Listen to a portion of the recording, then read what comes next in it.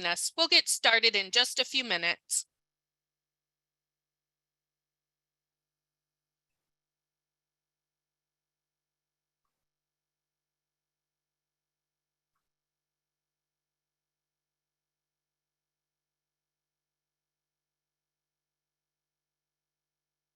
We'll let everyone settle in and then we'll get started.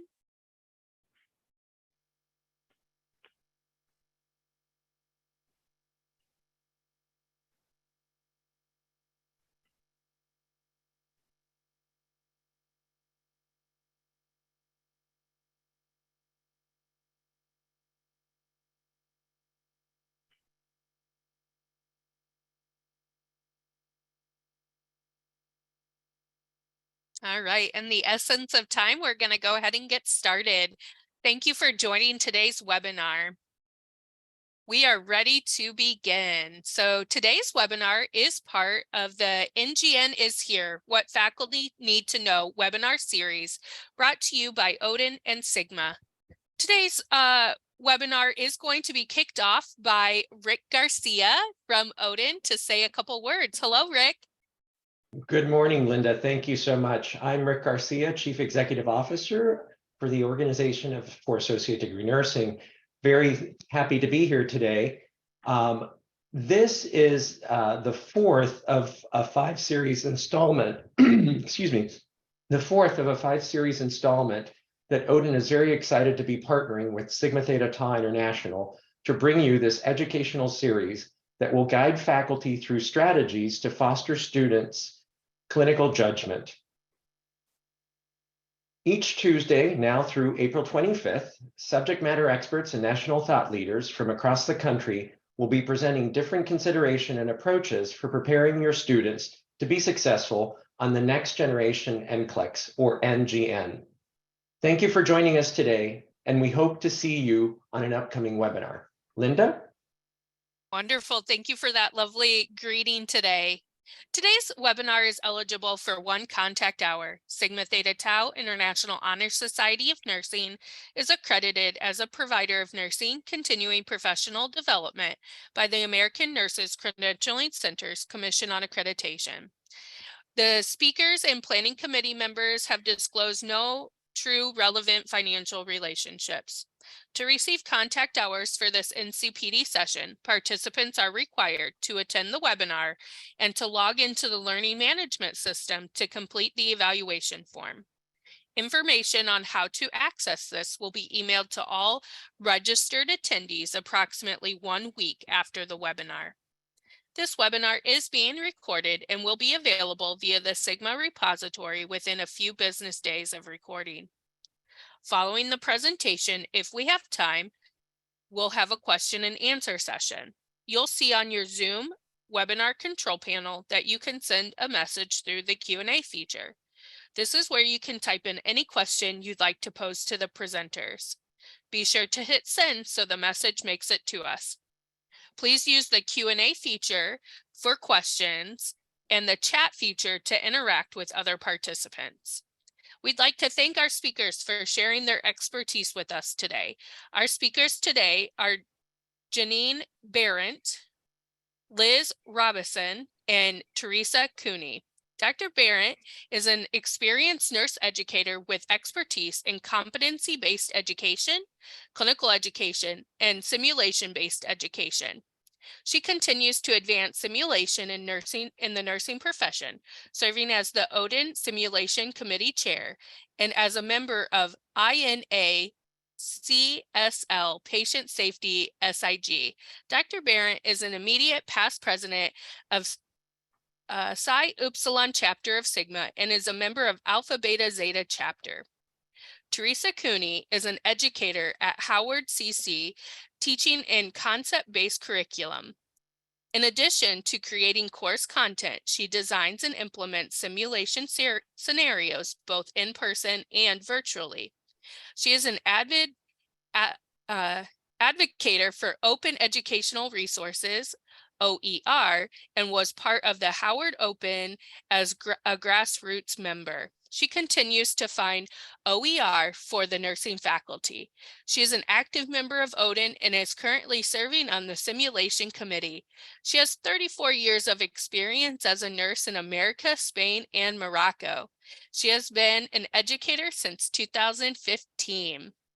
And Dr. Elizabeth Robison has over 40 years of nursing, along with supervisory, management, and education experience in a variety of roles in the United States Air Force and higher education. She retired last year, but continues to serve in a volunteer role within simulation as a board member for CSL, facilitator for the Simulation Education Program, IMSH Conference Abstract Reviewer, and a member of an Odin Simulation Committee. Wow, we are so thankful to have all of you today, and we'll turn it over to our speakers. Thank you so much, and thank you for the opportunity for allowing our team to present this webinar as part of this series, NGN is Here. What faculty need to know. Our learning objectives for this webinar, as you can see here on this slide, are to describe best practices for integrating formative NGN-style activities into pre-briefing, which includes preparation and briefing, for screen-based simulation, to demonstrate methods to integrate simulation-based learning into the traditional classroom with formative assessment strategies using NGN-style questions, and to discuss the integration of NGN-style prompts into debriefing for screen-based simulation experiences. So if you have had the opportunity to see the first webinar in this series, Drs. Marshall and Marcus provided a great introduction on NGN and showcased the clinical judgment measurement model that was developed by the NCSBN and the question types that are included on the new test plan. While the NCSBN clinical judgment model neither defines nor redefines clinical judgment, it does allow the NCSBN and potentially other users for the first time a method for ensuring and deriving valid inferences around the nursing clinical judgment and decision-making ability of prospective entry-level nurses.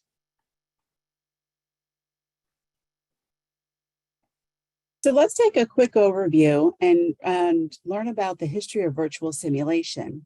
Computer-based virtual simulation has been documented as early as 1959. In 2020, Ferranda et al. Published a systematic review entitled Nursing Simulation in Nursing Education. It spanned the years between 1996 and 2018 to identify how virtual simulation impacts nursing student learning outcomes.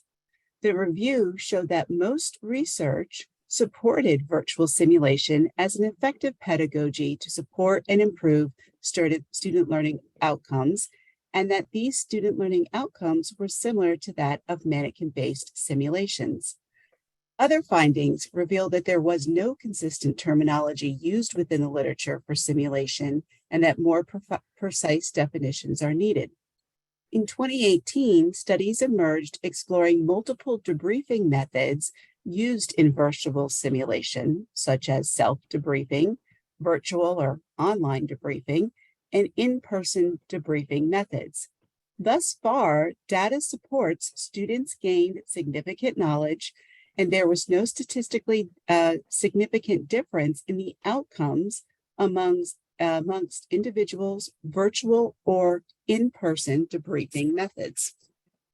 During the wonderful pandemic of 2020, nurse educators were tasked to move their entire nursing curriculum into an online format. Many turned to virtual simulation as a method of offering students an opportunity to provide patient care and increase their clinical judgment. However, there proved to be more than a learning curve amongst educators. Most educators focused on the technology of the simulation rather than applying the standards of best practice necessary for integrating virtual simulation. In 2021, nurse educators quickly realized that virtual simulation is here to stay. Not only has it been proven to be a suitable for clinical replacement, but educators are seeing the benefit of bringing patients into the classroom as one active learning strategy to bridge clinical judgment from theory into clinical practice. And this is what we'll take a deeper look at in this presentation. So where are we now in 2023? Data just emerged on the recommendations of best practice and proper use of pedagogies of how to implement virtual simulation into the nursing curriculum. Currently, 3 main areas are being examined. What are the effects of virtual simulation when used in conjunction with mannequin-based simulation? Determining the amount of time required for virtual simulation to deliver the desired outcomes of student learning results, as well as examining the debriefing process design. Listed here are a variety of ways to use virtual simulation within your own curriculum. We already know that for clinical, it's appropriate to use for making up a missed clinical. It can be used as a replacement for clinical, and it's even being used for virtual or virtual hybrid clinical when sites are not available. It's also being used in the classroom, where we're bringing clinical into the classroom, and students like to see an actual patient in class to develop plan of care, and I will take a deeper dive with you shortly. It's also known to support lab simulation.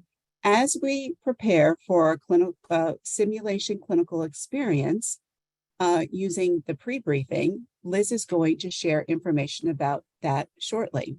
And then how do we use it during the debriefing phase after simulation is over with, which is what Janine will address. So think of the other beneficial ways that we can use virtual simulation and share with one another by putting it in the chat channel.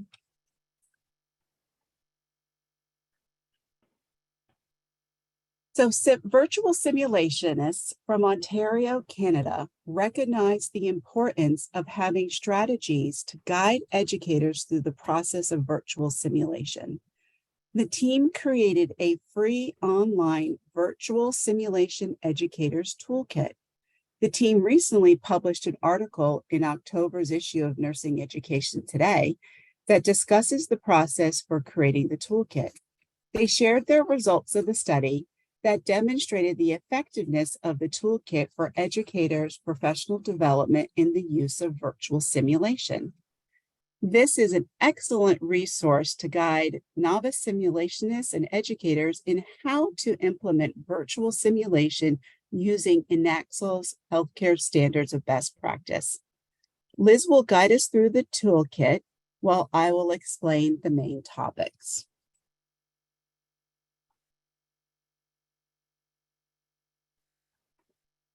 So when you open up this virtual simulation toolkit, there will be split up into several chapters.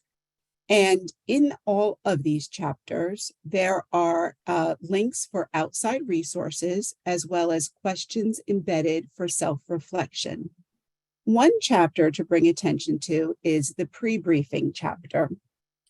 This chapter will walk the educator through how to set the stage for the scenario and assist participants in achieving scenario objectives. It even discusses the process of creating a psychologically safe learning environment for participants in virtual simulation, which is something I think a lot of people have forgotten about when we went to first deploy virtual simulation. Another chapter I'd like to point out is the enactment chapter. This chapter discusses several different modalities available in virtual simulation. It'll walk the educator through the decision-making of how to determine which type of virtual learning experience to use and how to align it with course objectives. The debriefing chapter offers the educator the opportunity to determine how best to conduct debriefing.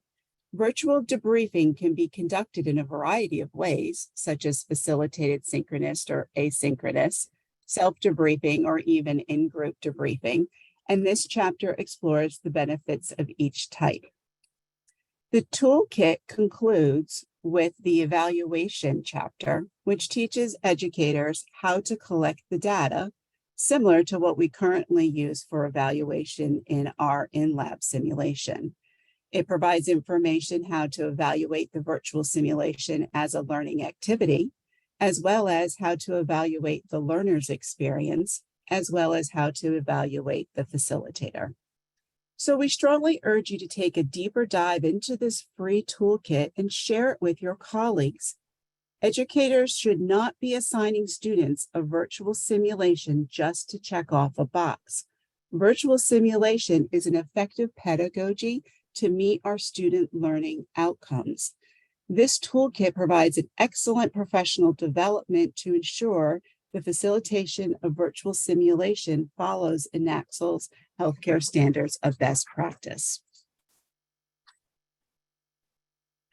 Now let's take a look at technology and NGN.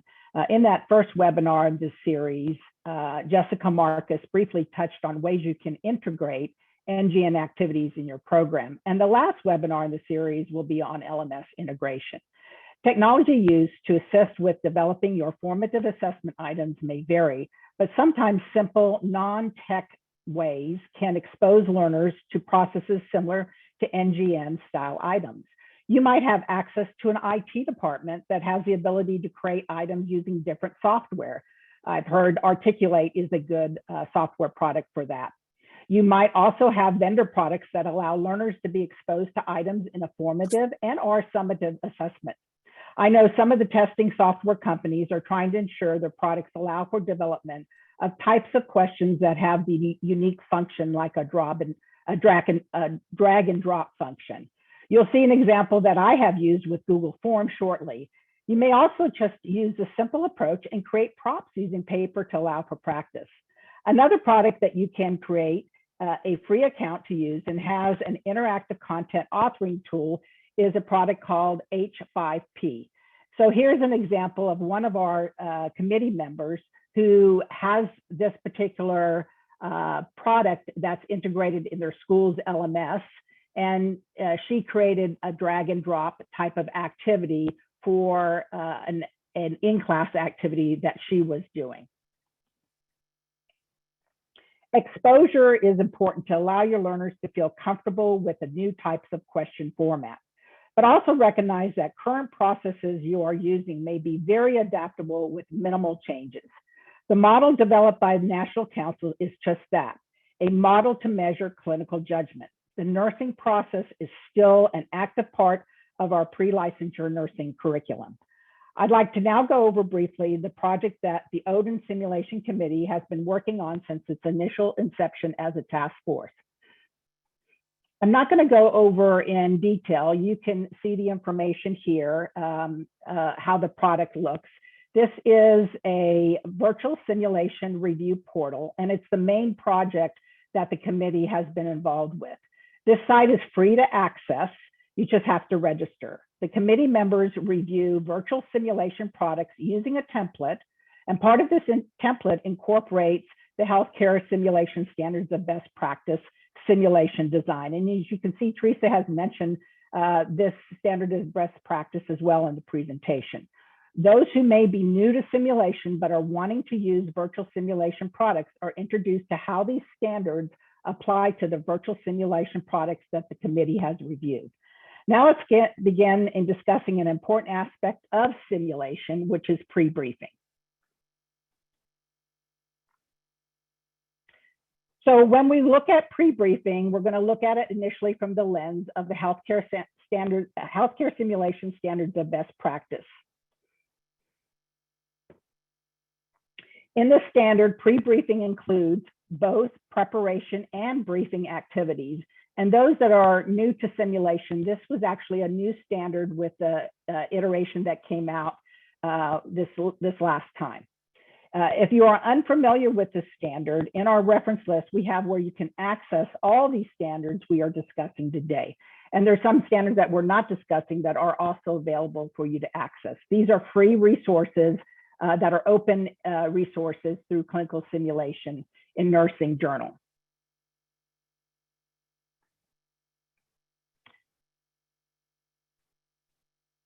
So why pre-briefing? What is the value of pre-briefing? As the facilitator, it provides guidance for the important aspect of the simulation-based clinical experience.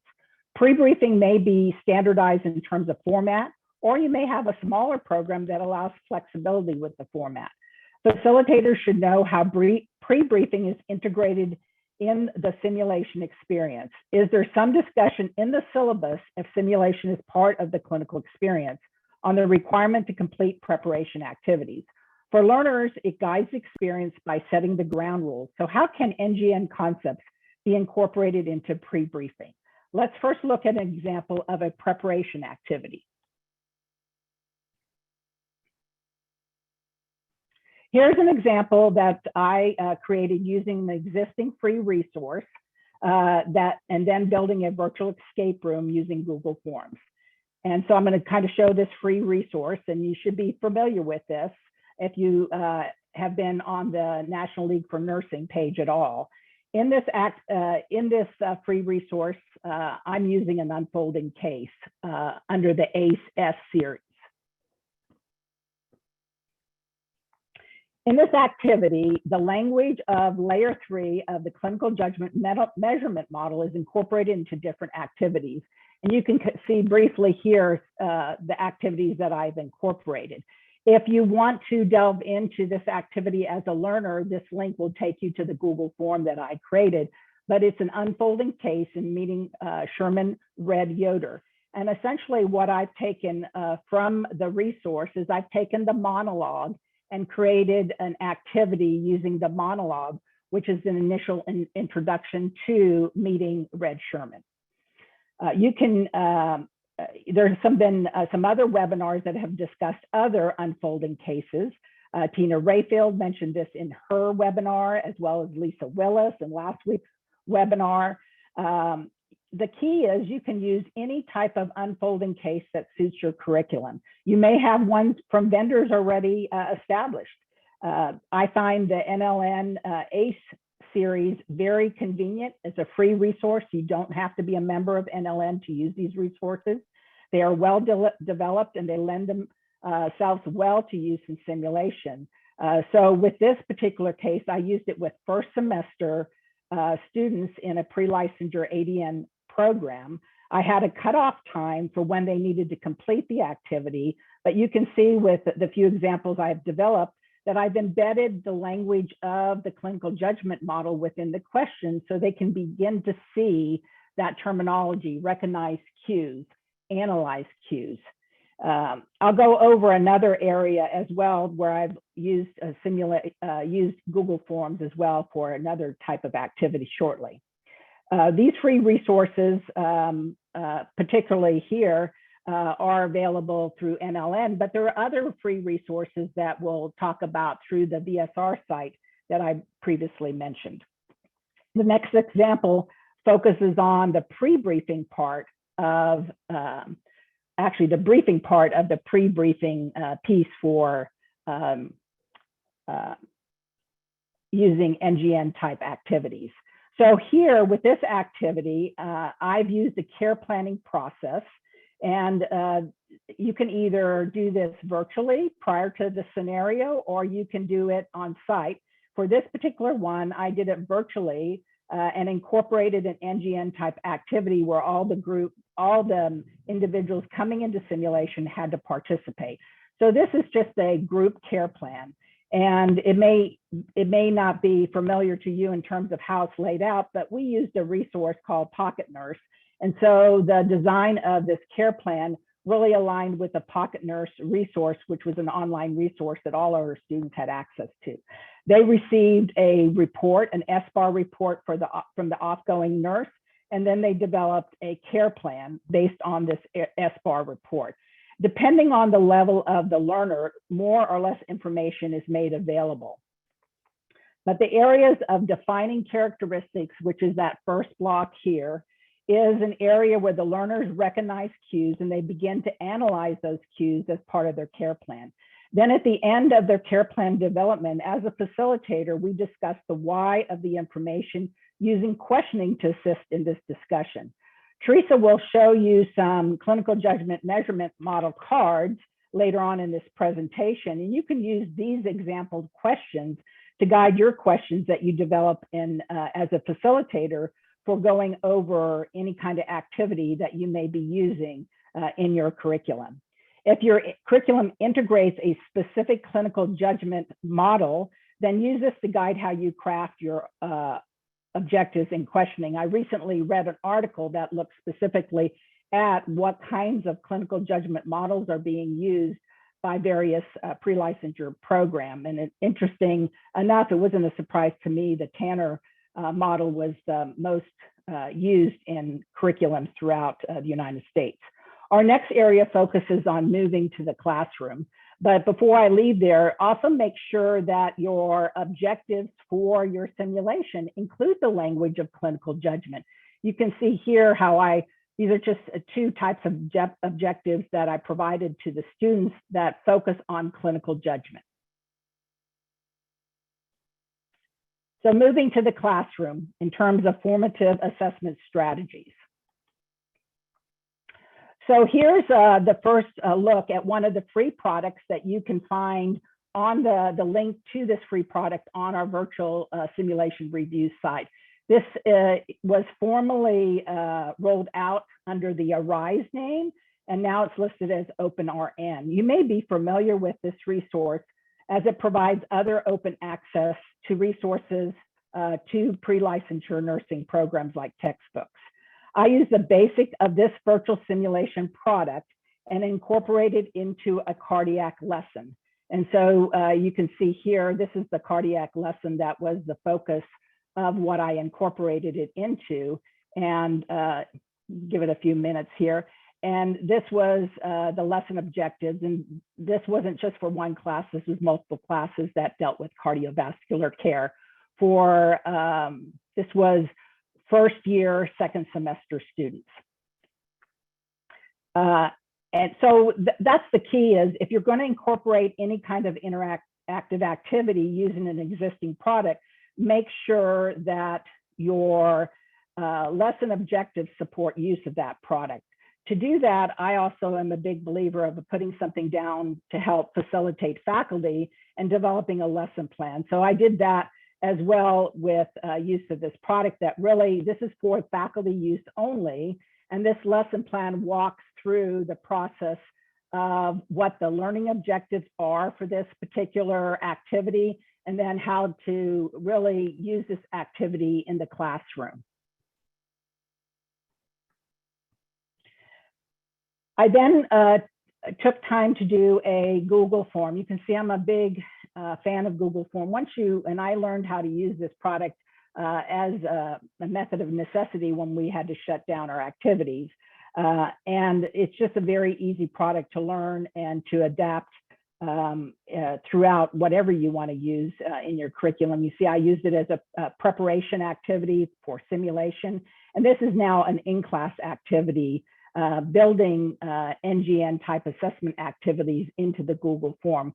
What I liked about this particular product is all the filming of the product is through YouTube, and Google Forms, it just allows a very good ability to integrate YouTube video into an activity. So this is within this simulation here that was authored by OpenRN is a report from a nurse from the long-term care facility.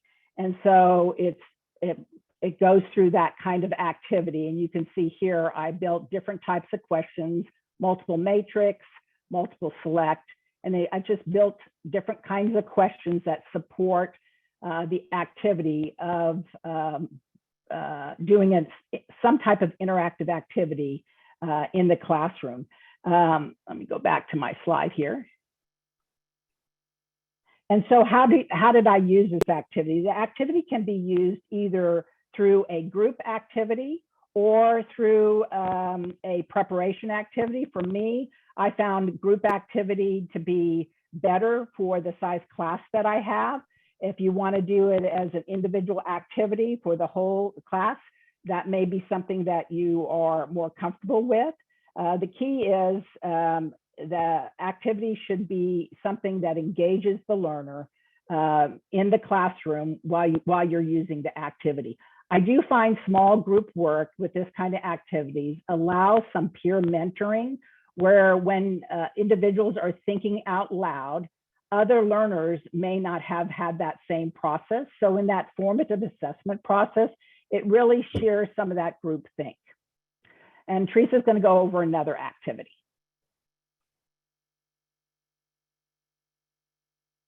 So there is an entire website out of Canada called CanSim. It's the Canadian Alliance of Nurse Educators Using Simulation.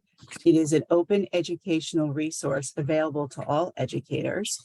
Some of the content is free. Other content requires a nominal membership, or if you share your own work, then you can get a free membership.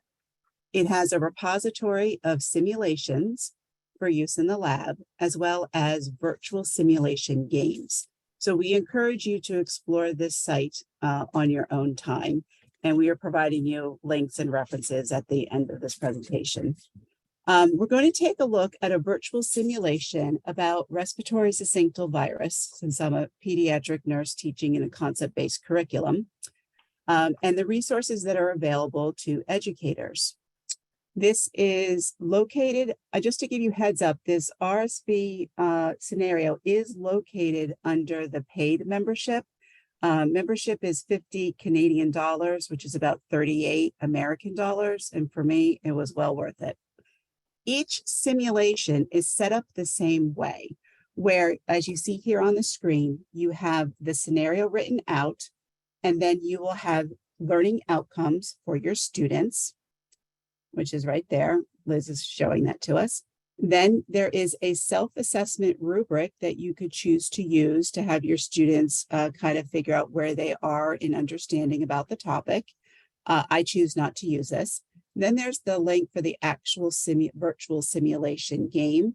And these simulations have branching questions. So if they choose the wrong answer, it will lead them down multiple paths, and then it'll eventually loop back around.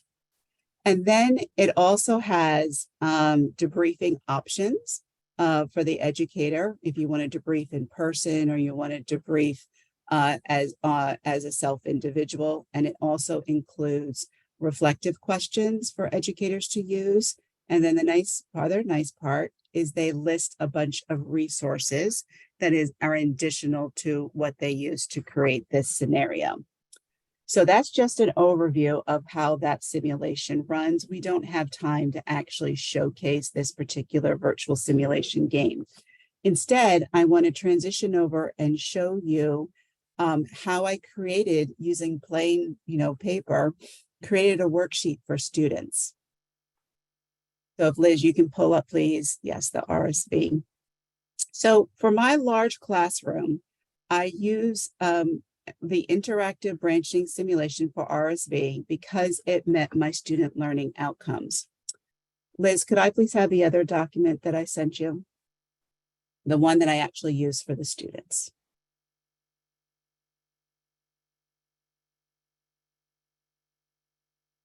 One more, that's the actual worksheet for the students. It was in a link that I sent you in the email. Yeah, it's populating here. There Okay, you go. perfect. All right, so this is what the students will receive.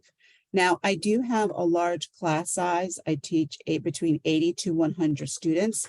So this is the worksheet that they will use and work through collectively as we go through the scenario. And you'll learn it's actually quite easy to create these worksheets from these virtual simulation games through CanSim. I can actually do it pretty quick now. So first I provide the student learning outcomes, and I literally just pulled them from the scenario and tweak them to meet my needs if necessary. And in this case, I actually didn't need to. Then for the pre-briefing portion, I did document what their pre-briefing was, their readings they had to do before class. But remember, I'm doing this during class.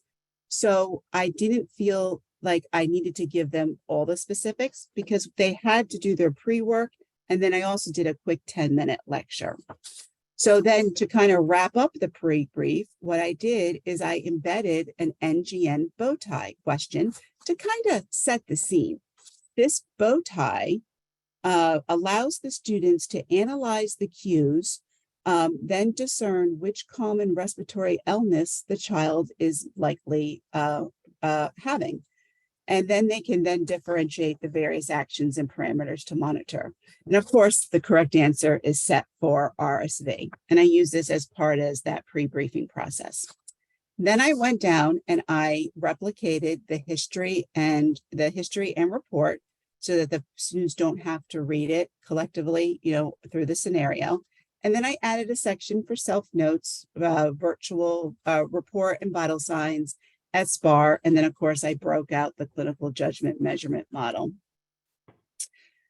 Collectively as a class, we slowly advanced through the simulation, and then we paused to allow the class to vote on whatever branching questions, or they can take notes. And then I particularly like to stop the simulation so they can actually have the opportunity to write out their own SBAR before we advance the scenario where they hear the SBAR.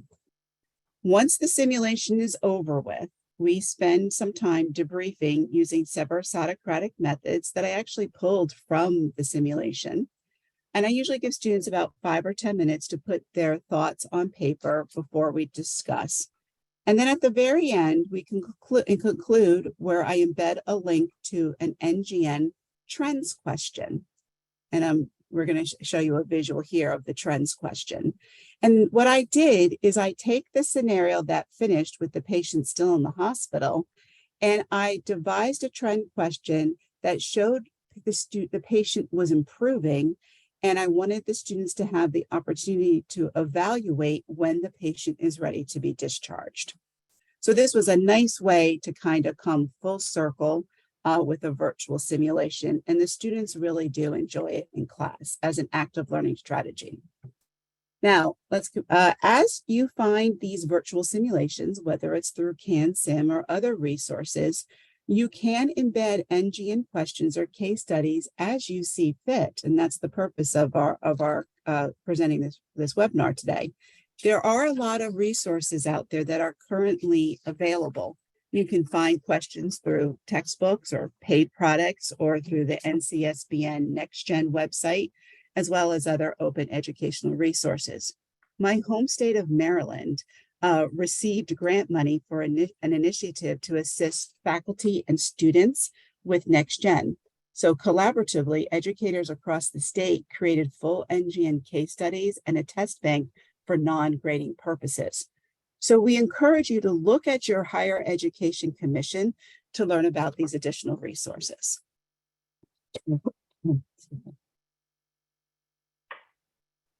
Lastly, I want to point out something that I've used effectively during virtual simulations. Students are required to pull out and use their clinical judgment measurement model flip cards.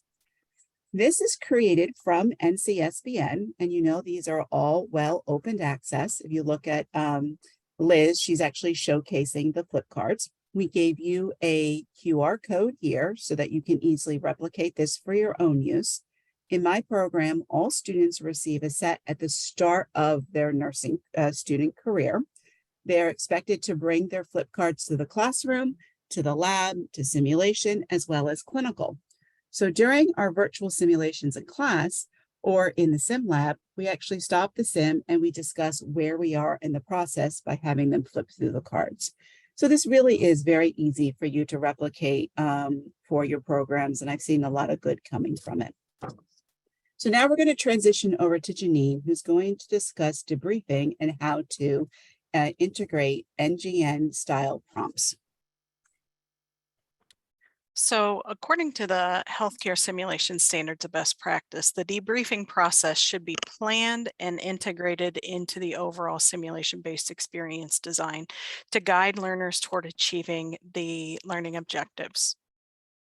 When planned as a component of the overall experience, the debriefing process can be planned to incorporate NGN-style prompts to give students the opportunity to process the experiences using similar wording and terminology as in the clinical judgment measurement model.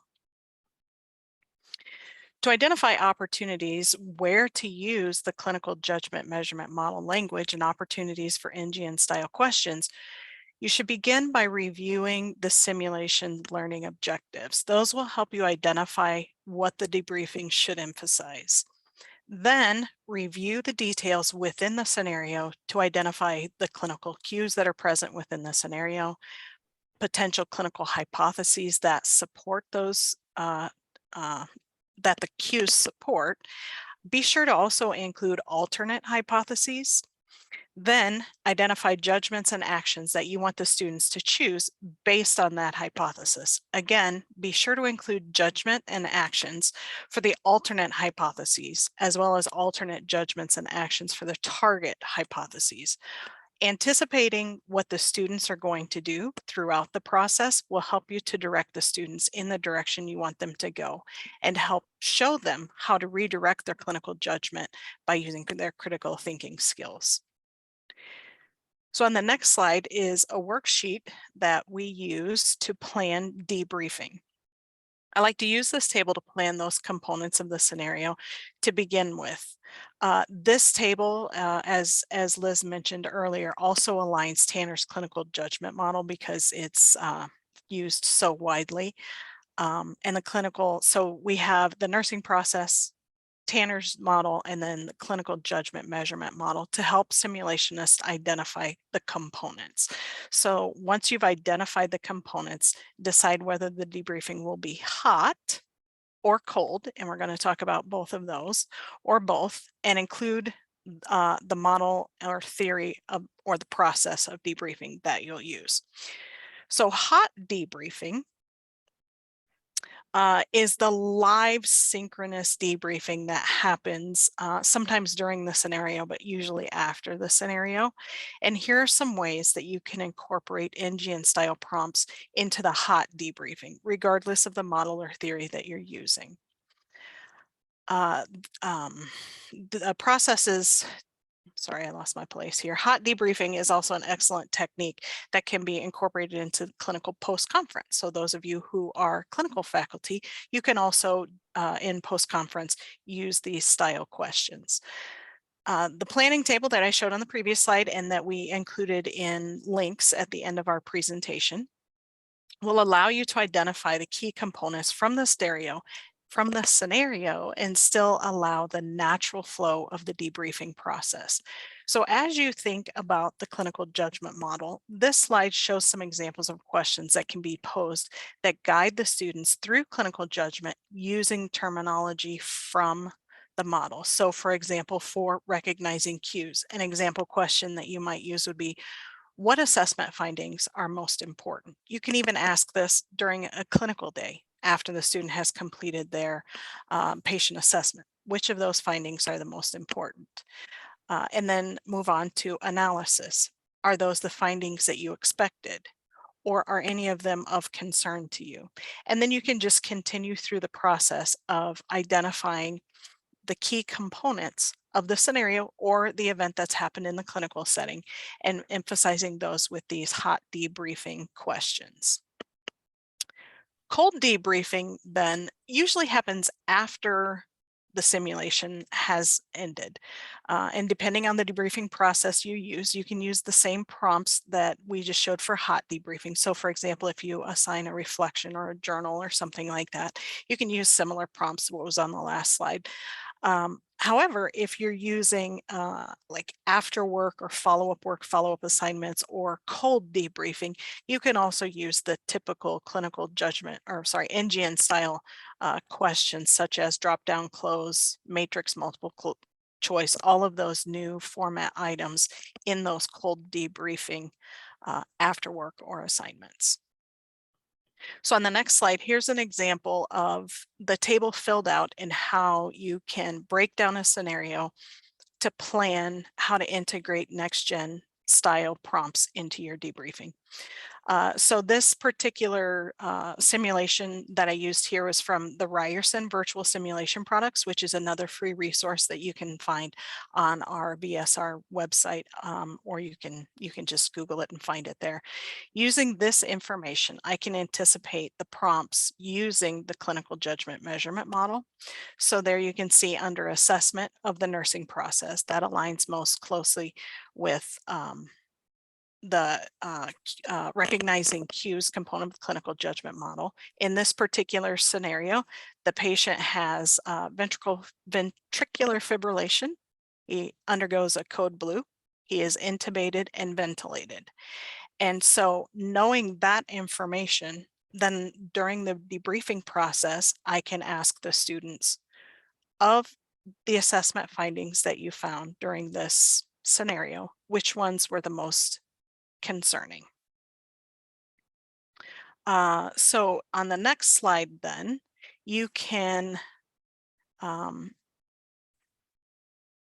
sorry, I got behind myself. So now I'm prepared there. I have the sample questions there. So now I have the sample questions there. So then you're prepared to do the hot debriefing. On the next slide, then, is how you plan for cold debriefing. So whether you're doing it separately, you're only doing cold debriefing, or you're doing cold debriefing in addition to hot debriefing, or you're debriefing and doing follow-up assignments. Here you can plan the type of questions that are most appropriate for the features of the scenario. So for example, here under assessment, you might want to use a multiple choice item, or you might want to use matrix multiple choice.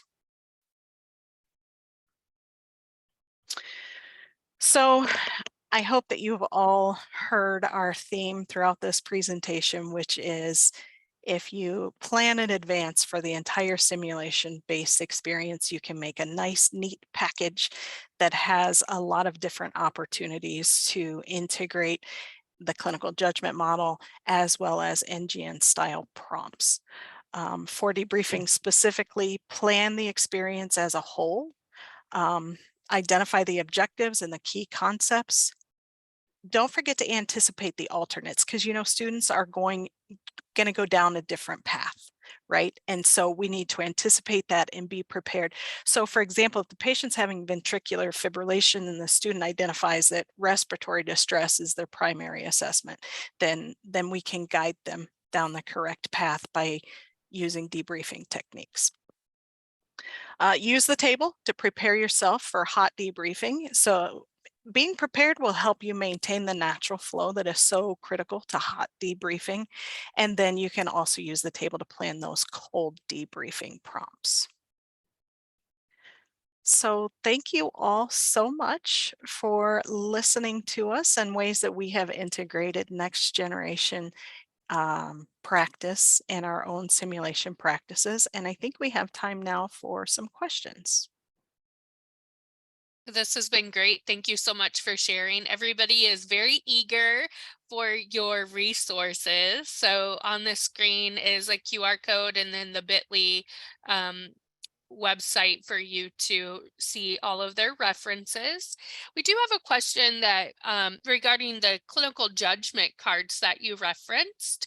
I see you mentioned the clinical judgment cards for students. How do you introduce the model to students in the curriculum? It's introduced in the first nursing course. And so for an AD program, that's in fundamentals. And when we start teaching them about Tanners, then we pair it with the clinical judgment measurement model. So they're learning it really early on in the curriculum. And then, of course, that's the stepping stone, and it is scaffolded, throughout the curriculum through graduation.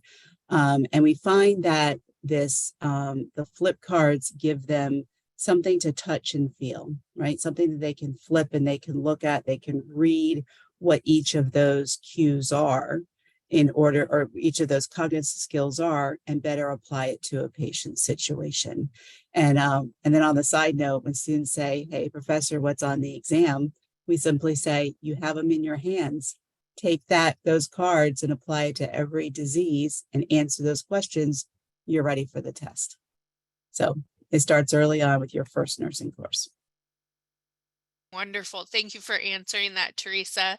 What about along your paths? Have you seen any scenarios or sims appropriate for operating room RNs? Do any of these open source scenarios take place within the operating room? You know, some of these very specialized nursing areas struggle with finding resources and content for simulation and things. What have you guys seen in your experience? So in my previous life, I was an OR nurse, and off the top of my head, I can't think of any free resources that are true operating room scenarios. We have several pre-op, we have several post-op, but one resource that I do want to call out is Johnson & Johnson, and they have modules on their site if you go there and research perioperative. I don't think there are any actual scenarios there as far as patient scenarios, but you can certainly use them to develop a scenario. There is one that is, again, as Janine says, all the ones that I've been involved with review on the VSR site. There's none specific to OR, but some of the concepts that may occur in OR, I'm thinking of, there's a great case in Ryerson that is a surgical type case that could easily be used in terms of a pre-op, but not anything geared, because most of these are pre-licensure nursing program scenarios, and you would not expect that level of nurse to actually have hands-on in the operating room. And so that's why we're seeing limited resources of actually being in the operating room. You know, Liz, as you were talking, I just remembered too, one of the free resources that we've just recently reviewed is Simulation Canada, and they're not operating room specific, but they have a lot on teamwork and communication and delegation. Yes. Perfect. I think that definitely helps shed a little light on that. I know sometimes the specialties feel like there aren't a lot of free resources out there to support the wonderful work that they're doing. Janine, we had a question from a participant seeking to know if you could clarify once again the difference between hot and cold debriefing. Sure. So hot debriefing, I think of it's hot because it's happening right now in the moment. So for example, a hot debrief might happen if the patient, or sorry, if the student pushes IV potassium, right? You want to call a timeout and speak right there in the moment because it's hot. Hot debriefing also happens immediately after the scenario. So I think in my mind anyways, and of course Teresa and Liz chime in please, but in my mind hot debriefing is the traditional debriefing that we do after mannequin-based simulation, where you know we're all together and we review the experience, whereas cold debriefing, and personally I saw more cold debriefing arise during the pandemic and virtual. So cold debriefing might be reflective journaling, or a lot of these free resources incorporate cold debriefing where the student is asked to respond to a journal prompt. How did you feel about this scenario? And cold debriefing can also take on the form of after work in the form of quizzes or follow-up homework and things like that. Yeah, and you might see in that toolkit that was mentioned that is produced out of Canada, the term's called self-debriefing, and many times the term self-debriefing relates to the cold debriefing method.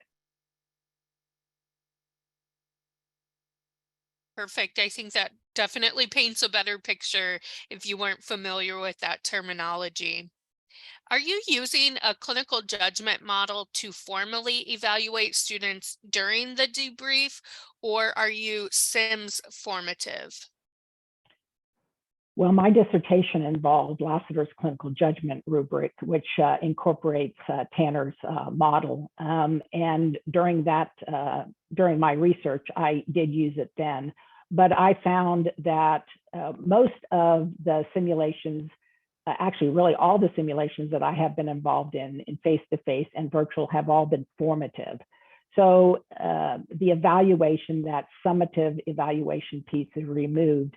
because I really wanted the simulation to be an opportunity to learn and to have the students have that psychologically safe environment that they felt like they could make mistakes without any repercussions from that. But there's more coming out in the literature on the evaluation process, especially when we look at competency-based education. So I think we'll see more in the literature on how best to integrate different tools regarding evaluation, both in the pre, during, and post. But we definitely need more research on that. Wonderful. Thank you for that response, Dr. Robison. And one more question about scenarios. What about disaster scenarios? Have you seen anything in your path regarding disaster, and how do you handle disaster situations with your students? I'm thinking, Janine, of that we reviewed one resource that wasn't really disaster, but it was really focused on a situation where we had critical responses and it was timed. And that's on our VSR site that we reviewed. I can't think of the name. I can see if I can pull that up real quickly. But it was excellent as a way to respond to critical care situations that you may encounter in a disaster type scenario. So that's really the only one. And I'm telling you, they were difficult because they were timed. They were very difficult scenarios. But again, it was focused on that learning piece of it. But it was very low cost for this particular product. Yeah, and I think, Liz, that it was available free, but it didn't include all of the features, and then there was a paid subscription fee that was not very expensive at all. I can't remember the name of it either. But the other one, First to Act review. yes, that's it. First to the number 2 Act. But the other one is Simulation Canada. So just to clarify, we have so far today we've talked about CanSim or Canada Simulation, and then there's also Simulation Canada. So they're similar and yet two different resources. But Simulation Canada doesn't have necessarily disaster, but again, they have a lot of communication, leadership, collaboration scenarios, and then they also have community health, but not necessarily specifically disaster. Wonderful. And I just showcase some of the information from that resource. Yeah, great. Thank you for doing that. Well, it looks like we are at the end of our time together, so I'm going to close us out. Thank you so much to our presenters for sharing all of this great expertise. You can see all of their contact information on the screen. We love that you included social media links for continuing to network after the event. Sigma is grateful that you took the time to share with our audience, and we definitely look forward to hearing more from you in the future. We hope that you enjoyed this webinar. As a reminder, 1 week from today, we will email you a link to the evaluation for you to obtain your Nursing Continuing Professional Development Certificate. Be sure to check out Sigma's upcoming webinars, podcasts, and resources to support you and your colleagues at sigmanursing.org. Thank you so much for joining us, and we look forward to seeing you at the next webinar in this series brought to you by Odin and Sigma.